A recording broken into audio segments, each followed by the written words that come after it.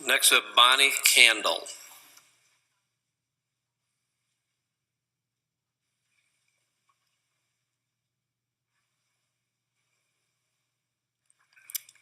Hi there. I have a copy of the Center for Evaluation and Education Policy Equity Analysis that both Joel Hand referenced, and I'm also going to be speaking to some of the data in here. I'd like to submit it. Yes, I have. Thomas is coming. I've underlined the data that I'm using. My name is Bonnie Kandel. I represent myself and my son, Leif Kandel.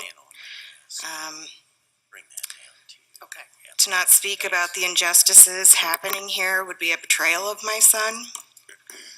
I've taken the semester off from graduate work through Johns Hopkins University, where I focus on access and inclusion of individuals with disabilities in cultural institutions.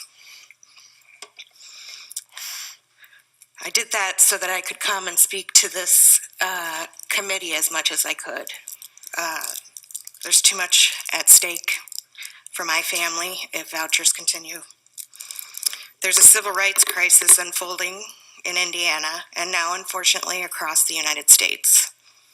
I've spoken to this committee about my son, Leif, who was diagnosed with autism in 2014. He is a first grader at Nora Elementary School in Washington Township.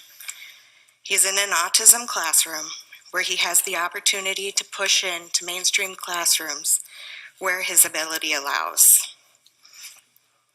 After a year and a half, I'm happy to say yesterday we got the news that he will be pushing into his first academic classroom. He's going to join his neurotypical peers in a math classroom.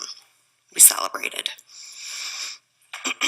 He has made great strides in development under the brilliant and highly qualified occupational, physical, speech therapists, and special education teachers and aides.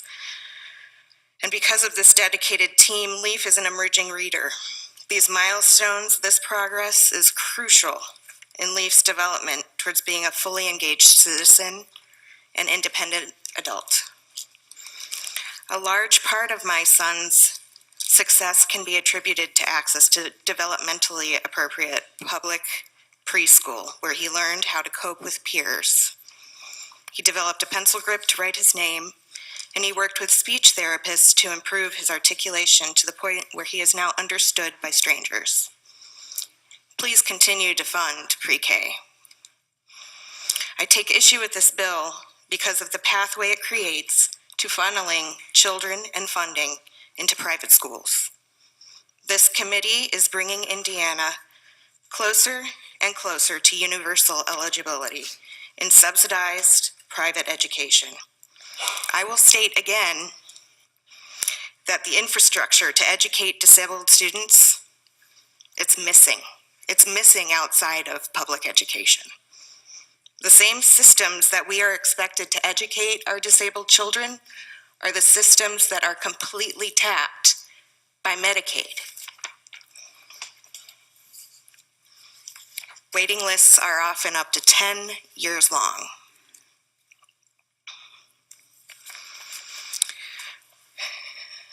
There are not enough providers.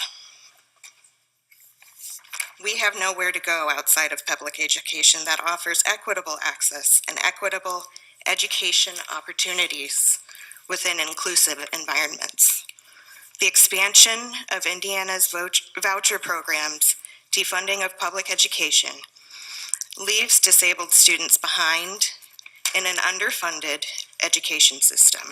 New research, which I handed over to you, just released by IU, the Center for Evaluation and Education Policy, proves that in school corporations with at least a 60% student population receiving free or reduced lunch, funding is 10% lower than in 2009. In other urban and rural school corporations, funding is 5% lower than in 2009 levels. We have the bulldozing of voucher programs to thank for this. What we don't yet understand is the extent to which this expectation of our teachers to do more with less will affect IEP compliance, proper staffing and safety of disabled students, and developmental success of our neediest children. Stop the drain of public education funds. To continue to do so is negligent. With the newest bill before the House of Representatives in DC that will terminate the Department of Education, the department that holds those rights protected under the Individuals with Disability Act for 6 million children, we are watching a civil rights crisis unfold. Your votes to continue expansion of vouchers will make you complicit in this civil rights crisis. I beg you to stop all voucher expansion in this state. Address the coup on disabled children, for it is your duty. If you don't, you will find the highly motivated and organized special needs parents of Indiana filing a class action lawsuit against the state. The stakes are just too high. Help us to preserve the right to a free and appropriate education for all children. And I'd like to address what seems to be Representative Benning's main argument when challenged about the voucher program being added to this bill. You say, well, this is currently Indiana law. This is the law. So is the Individuals with Disability Education Act. Vouchers are failing those that should be protected under those laws. Thank you. Senator Lysing? Bonnie, I'd just like to ask, your son received a special ed pre-K through the public system. Mm-hmm. Yes, he did. And that would be under, currently it is funded. So were you pleased with the pre-K education he received? I was, yes. He attended a public developmental preschool in Washington Township. So somehow I'm disconnecting. You were pleased with what he got, and somehow you think that an expansion of pre-K might take away that opportunity? An expansion of vouchers for those 13 years, yes. Okay, so, but that special education funding, if I understand it, is part of federal funding currently. Currently. Yeah. It's so changing. Well, it hasn't changed yet. Okay, thank you. Mm-hmm. Okay, thank you very much.